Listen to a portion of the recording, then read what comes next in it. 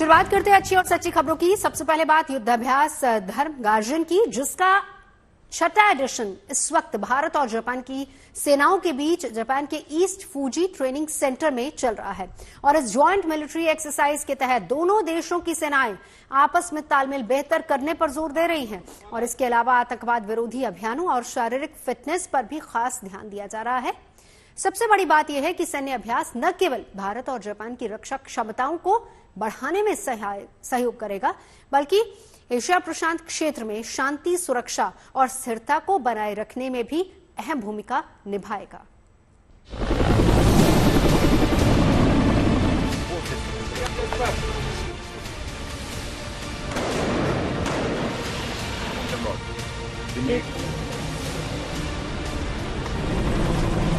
पराक्रम ऐसा कि दुश्मन को चारों खाने चित कर दे, और साहस ऐसा कि दुश्मन देखे तो खौफजदा हो जाए। एक्शन से भरपूर ये तस्वीरें भारत और जापान की सेनाओं के बीच चल रहे युद्धाभ्यास धर्म गार्डियन की हैं, जो इस वक्त जापान की धरती पर पूर्वी फूजी ट्रेनिंग सेंटर में चल रही है। इस युद्धाभ्यास का आगाज 24 फरवरी को हुआ था, जिसमें भारत की तरफ से 120 सैनिक शामिल हैं, जिनमें ज्यादातर मद्रास रेजिमेंट के जवान हैं,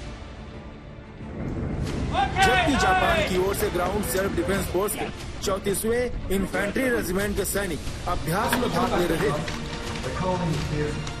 भारत और जापान के बीच इन दिनों एक बड़ी जॉइंट एक्सरसाइज धर्मा गार्डियन चल रही है और ये एक्सरसाइज छठे संस्करण के दौरान ईस्ट फूजी जापान में हो रही है। इस एक्सरसाइज में भारत और जापान के सैनिक एक दूसरे की श्रेष्ठ प्रैक्टिसेस सीख रहे हैं और किस तरह एक साथ तालमेल बैठाकर युद्ध के मैदान में लड़ाई लड़ी जाती है, इसको लेकर यहाँ पर खास सिमुलेटर स्किल्स दिखाई जा रही हैं। धर्म गार्डियन नाम का ये सैन्य अभ्यास एक वार्षिक युद्धाभ्यास है, जो बारी बारी से भारत और जापान में आयोजित किया जाता है।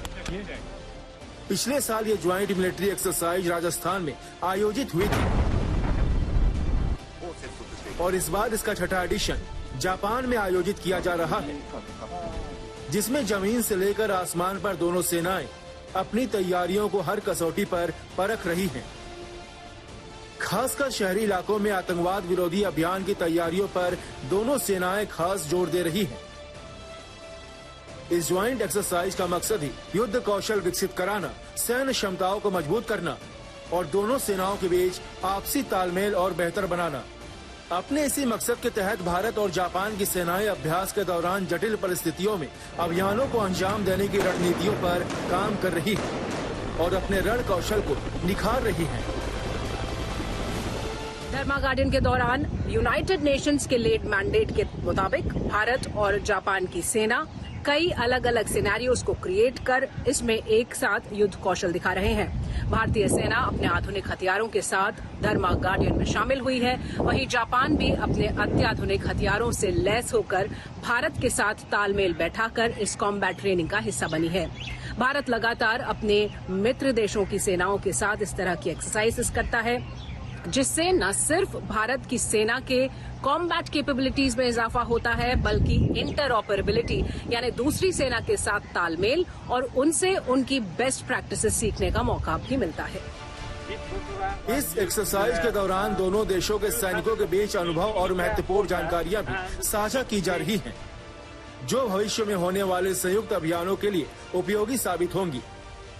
यही वजह है कि सैन्य अभ्यास न केवल भारत और जापान की रक्षा क्षमताओं को बढ़ाने में सहायक होगा, बल्कि एशिया प्रशांत क्षेत्र में शांति, सुरक्षा और स्थिरता को बनाए रखने में भी अहम साबित होने वाला है, क्योंकि हिंद प्रशांत क्षेत्र में चीनी सेना की बढ़ती आक्रामकता के बीच पूर्वी फौजी ट्रेनिंग सेंटर में ये युद्धाभ्यास हो रहा है, जो 9 मार्च तक चलेगा। दिल्ली से शिवानी शर्मा के साथ bureau report, good news today. बढ़ते आगे आपको ले चलते हैं श्री कृष्ण की नगरी मथुरा, जहां पर इन दिनों होली का महोत्सव चल रहा है, जिसकी शुरुआत बसंत पंचमी के मौके पर हुई थी, जिसके बाद से ही ब्रज के मंदिरों और साधु संतों के आश्रमों में होली खेली जा रही है। और इसी कड़ी में रमन रेती आश्रम साधु संतों ने न सिर्फ फूलों से होली खेली बल्कि गुलाल और टेसू के फूलों से बने रंग का भी इस्तेमाल किया। होली के इस उत्सव में बड़ी संख्या में आम लोग भी शामिल हो रहे हैं।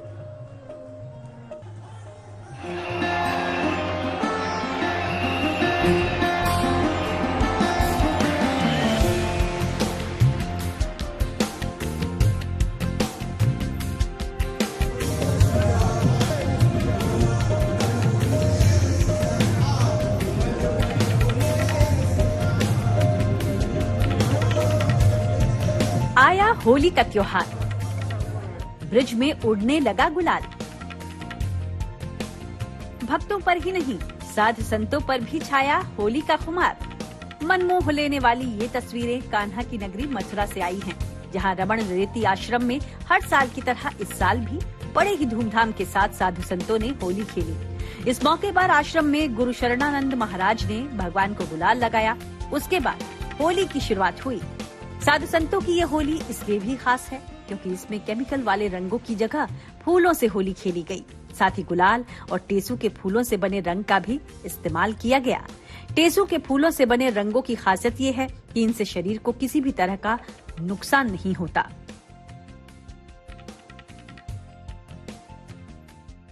होली यहाँ बहुत अच्छी आनंद पूर्वक गुरु जी की कृपा से बहुत आनंद हुआ, बहुत अच्छा।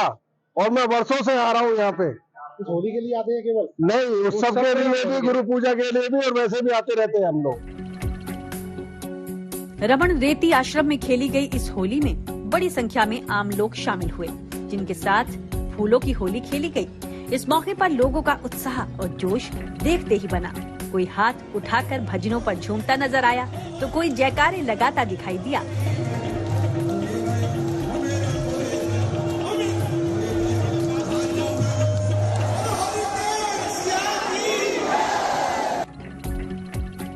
फूलों की इस होली के बाद जब बारी लठमार होली की आई तो वहां मौजूद हर कोई राधा कृष्ण के भक्ति रंग में रंगा नजर आया।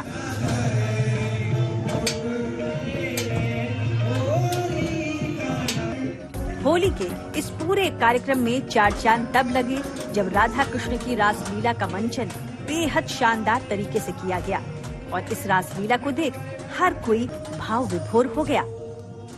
बहुत अच्छा लग रहा है। पहले भी कभी ऐसी होली देखी आपने? नहीं, फर्स्ट टाइम आई हूँ तो पहली बार आए। ऐसी होली? हाँ, नहीं ऐसी नहीं होती। यहाँ पे जो होली हुई ना बहुत अच्छी है। कैसी अनुभूति हो रही है आपको? बहुत अच्छा लग रहा है, अद्भुत, नजारा देखने को मिला। बिल्कुल अद्भुत लग रहा है। यहाँ साधु संत और भगवान ने एक साथ आपको होली खेली साधुओं के दर्शन एक साथ हुए, बहुत अच्छा लगा उसमें तो। और फिर भगवान के साथ होली खेली। हाँ, और फिर उनके साथ होली खेली। ऐसी अद्भुत अनुभूति तो कहीं आ ही नहीं सकती। पूरे ब्रज में होली का ये महोत्सव 40 दिनों तक चलता है, जिसकी शुरुआत बसंत पंचमी के मौके पर हुई थी।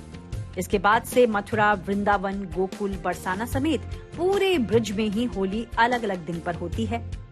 इस साल भी 7 मार्च को नंदगांव और बरसाना में फाग आमंत्रण दिया जाएगा और फिर शाम को बरसाना के श्री राधा रानी मंदिर में लड्डू मार होली होगी। 8 मार्च को बरसाने में रंगीली गली में लठमार होली का उत्सव मनाया जाएगा तो 9 मार्च को नंदगांव में लठमार होली उत्सव मनाया जाएगा, जबकि 10 मार्च को बांके बिहारी मंदिर में फूलों की होली खेली जाएगी। वहीं 10 मार्च को ही कृष्ण जन्मभूमि पर हुरंगा आयोजित किया जाएगा। फिर 11 मार्च को गोकुल में छड़ीमार होली खेली जाएगी।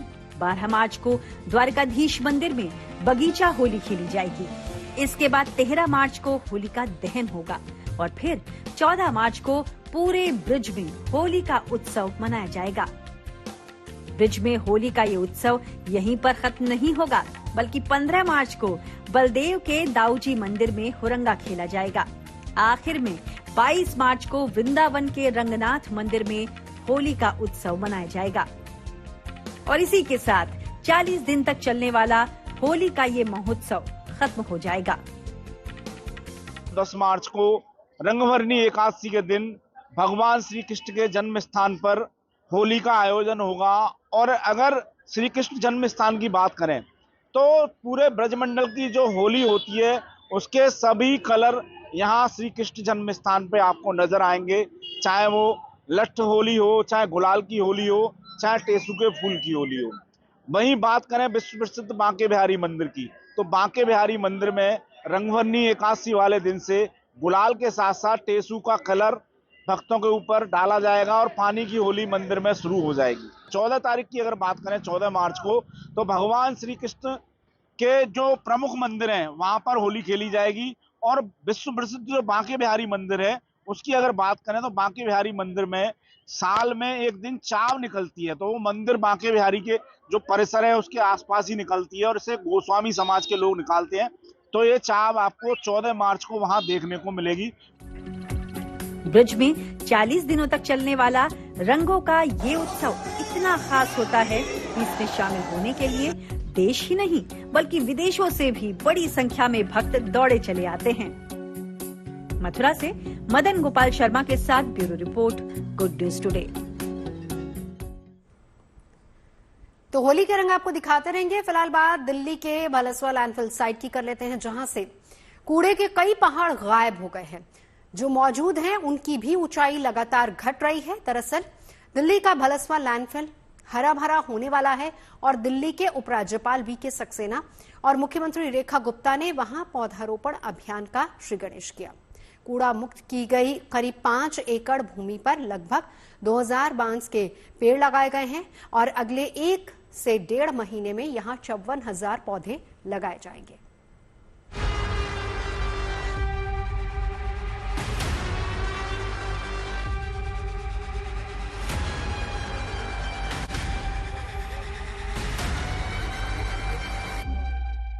दिल्ली की आबो हवा बदलने वाली है। करीब 70 एकड़ में फैला भलसवा लैंडफिल विलुप्त होने के कगार पर है। कभी यहाँ कूड़े के बड़े बड़े पहाड़ थे, जिनमें से अब कई गायब हो चुके हैं।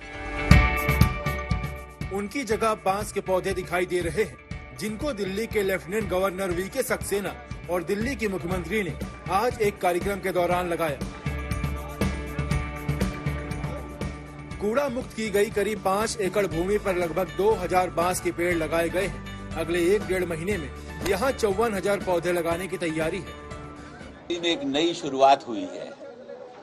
जो पिछले 2 सालों में मेहनत करके जमीन को खाली कराया गया था, वहाँ पर आज प्लांटेशन शुरू किया गया है। आज 2000 बैम्बू के पेड़ों को यहाँ पर लगाया गया है और टोटल करीब 54,000 पेड़ों को जो है 1-1.5 महीने के अंदर लगा दिया जाएगा और ये साइड बिल्कुल ग्रीन होती चली जाएगी। बांस के पेड़ हवा में ऑक्सीजन और कार्बन डाइऑक्साइड के संतुलन को बनाए रखने में सबसे ज्यादा कारगर होते हैं। दूसरे पेड़ों की तुलना में अधिक ऑक्सीजन का उत्पादन करते हैं। तेजी से बढ़ने वाले बांस को पानी की भी कम जरूरत पड़ती है। बैम्बू के पेड़ को जानबूझ के लगाया गया है क्योंकि बैम्बू का पेड़ जो है 30% ज्यादा ऑक्सीजन ट्रांसमिट करता है, क्योंकि दिल्ली एक पोल्यूटेड सिटी है जिसको भी हमारी सरकार जो है पोल्यूशन फ्री करने वाली है। तो एक नई शुरुआत की गई है। उसके साथ साथ बैम्बू पानी कम यूज करता है और बढ़ता बहुत जल्दी है। 1 साल के अंदर आप देखेंगे कि कम से कम 20 से 25 फीट की हाइट को गेन कर लेंगे। तो इसीलिए यहाँ पर इन बैम्बू के पेड़ों को लगाया गया है। मई 2023 में दिल्ली के उपराज्यपाल विनय सक्सेना ने ओखला गाजीपुर के अलावा भलसवा लैंडफिल साइट का भी दौरा किया था। इस दौरान कूड़े के पहाड़ों के निपटारे को लेकर मंथन किया। इसके बाद लैंडफिल साइट को ग्रीन बेल्ट में बदलने की कवायद शुरू हो गई थी। यहाँ से निकलने वाले लाखों टन कूड़े का इस्तेमाल दिल्ली और उसके आसपास के इलाकों में सड़कों के निर्माण में किया जा रहा है। एलजी साहब जिन्होंने बड़ी मेहनत से पिछले कई महीनों से इस प्रोजेक्ट को लुक आफ्टर किया, जो एक्चुअल में यहाँ काम हो रहा है और जो टारगेट सेट किए गए हैं और जो उसमें केंद्र सरकार का भी सहयोग है।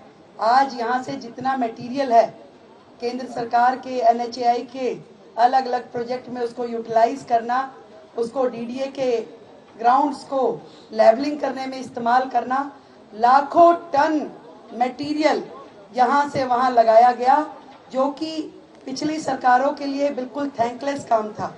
आने वाले समय में इसकी मंथली बेसिस पर ऑब्जर्वेशन होगी। यहाँ पे 3 अलग अलग साइट्स पे हम लोग विजिट करेंगे और साल भर में मैक्सिमम इसकी जो हाइट है वो खत्म हो जाए, एक ग्रीन लैंड यहाँ डेवलप हो जिसपे आने वाले समय में अच्छे प्रोजेक्ट शुरू किए जा सके। दिल्ली को साफ करना, दिल्ली को सुंदर करना, यही हमारा मिशन है। कुछ ही महीनों में भलसवा लैंडफिल साइट में कूड़े के पहाड़ों की ऊंचाई में लगभग 15 मीटर तक की कमी आ गई है। आगे चलकर यहाँ एक कृत्रिम झील भी बनाने की योजना है। पूरी तरीके से इसको समतल किया गया है। इसके साथ ही यहाँ पर प्लांटेशन जो है वो की जा रही है ताकि ग्रीन बेल्ट को जो है वो बढ़ाया जा सके।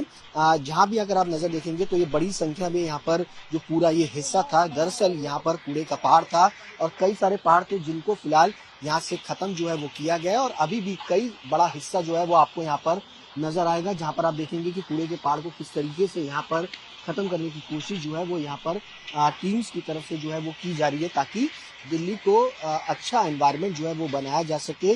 अगर आप ये पूरा खाली हिस्सा देखेंगे तो यहाँ पर जो नहर है वो बनाई जाएगी, झील बनाई जाएगी ताकि पानी की व्यवस्था भी जो है वो हो सके, आसपास का एनवायरनमेंट जो है वो बेहतर हो सके, इसकी तैयारी की जा रही है।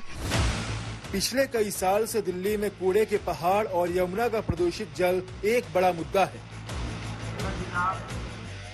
27 साल बाद दिल्ली की सत्ता में वापसी करने वाली बीजेपी समय समय पर भलसवा और गाजीपुर लैंडफिल साइट के भी मुद्दे उठाती रही थी। सत्ता में आने के बाद से उसकी रफ्तार प्रदूषण मुक्त और दिल्ली को सुंदर बनाने का संकल्प दोहरा रही है।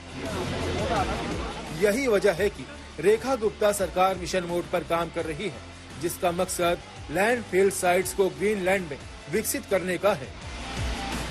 दिल्ली से सुशांत मेहरा और अनमोल नाथ बाली के साथ bureau report, good news today. और अब बात करते हैं बर्फबारी की। मार्च का महीना चल रहा है लेकिन पहाड़ों पर बर्फबारी का सिलसिला भी साथ ही साथ चल रहा है। जम्मू कश्मीर से लेकर लद्दाख और हिमाचल प्रदेश में बर्फबारी ने पहाड़ों की रंगत और ज्यादा बढ़ा दी है। बर्फबारी से तापमान का गिरना लाजमी है तो ठंड भी बढ़ी है। स्थानीय लोगों को कुछ परेशानियों का सामना जरूर करना पड़ रहा है, लेकिन पर्यटकों के लिए तो ये एक सौगात की तरह है।